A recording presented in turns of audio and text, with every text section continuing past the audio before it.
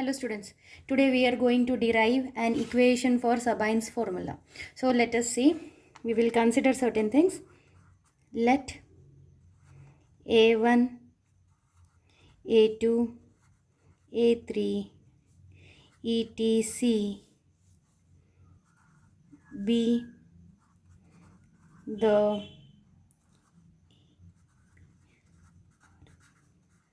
absorption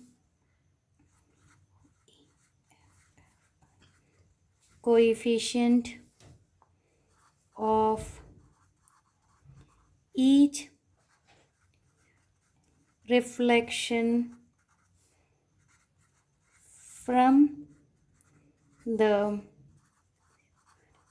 surface S1, S2, S3, etc in a room.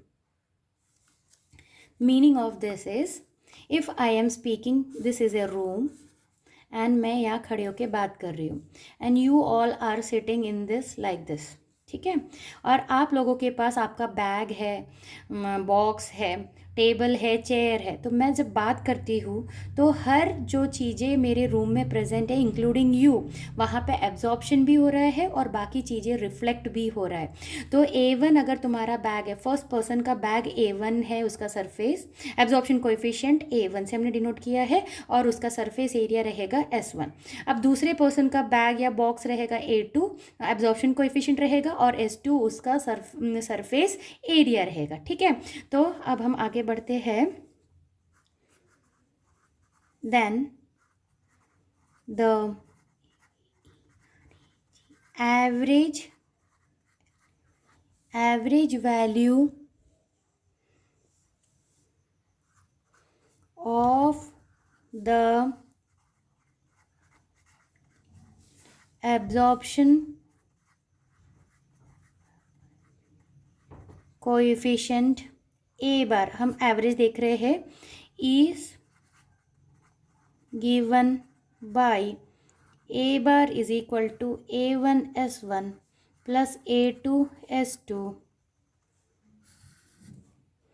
S1 plus divided by S1 plus S2. इस room में जितने भी surfaces है उस सबको हम ऐड करेंगे, तो पूरा surface is nothing but total surface.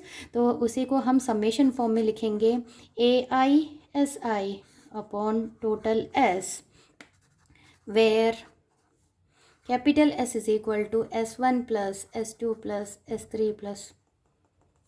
So this is your equation. This equation changes to summation AI SI is equal to A bar S, equation 1, where capital S is the total surface area. पूरे surfaces को हम जब add करेंगे तो हमें total surface area मिलेगा, and A bar is the average absorption coefficient.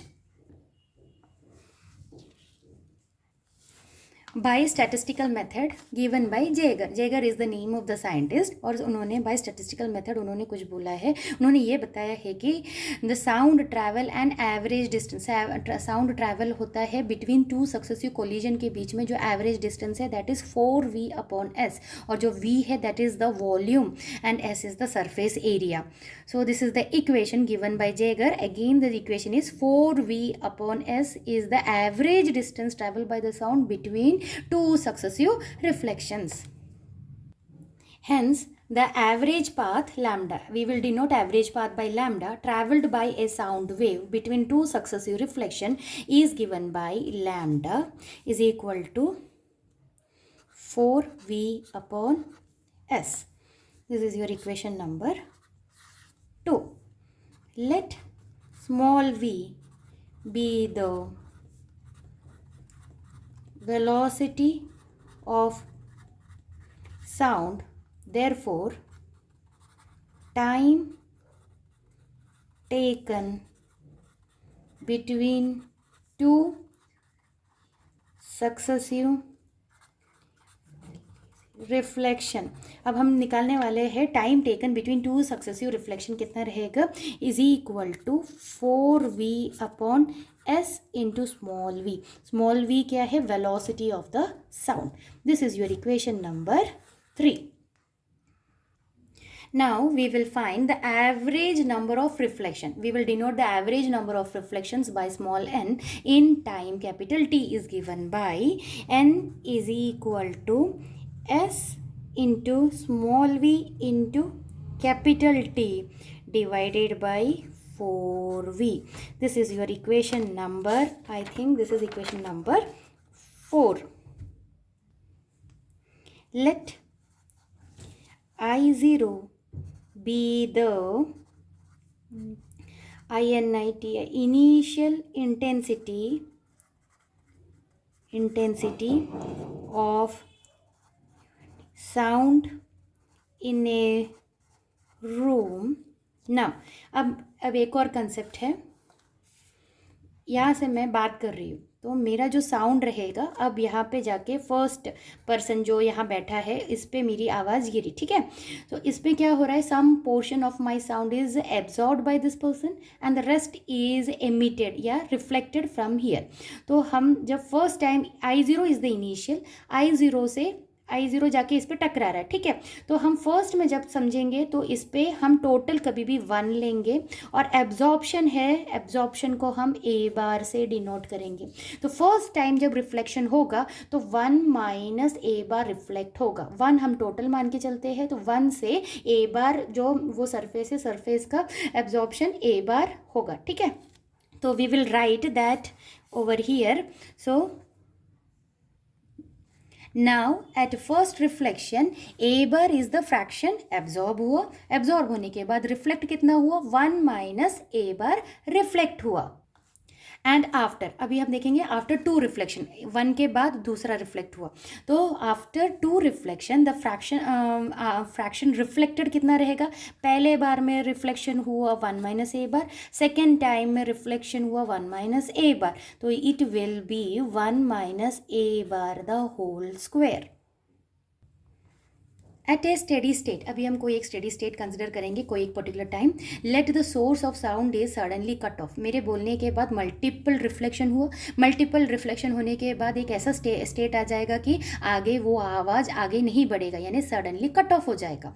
Hence the intensity, उस time का इंटेंसिटी है IT और nth रिफ्लेक्शन हुआ, हम ऐसे मान के चलेंगे। तो आवर इक्वेशन बिकम, उस टाइम पे आवाज़ है इंटेंसिटी IT जो हमको सुनाई नहीं आएगा, एंड इनिशियल इंटेंसिटी क्या था I नॉट, और रिफ्लेक्शन कितना हुआ 1 minus A bar to the power n।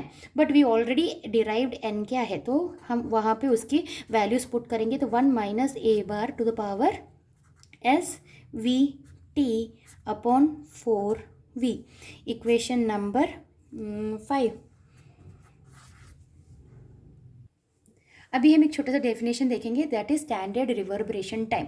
अभी हमने रिवर्बरेशन टाइम क्या है, what is reverberation time. Reverberation time is the persistence of the sound, मेरे बोलने के बाद भी मेरा साउंड रूम में परसिस्टेंस यानी गूंजता है, ठीक है।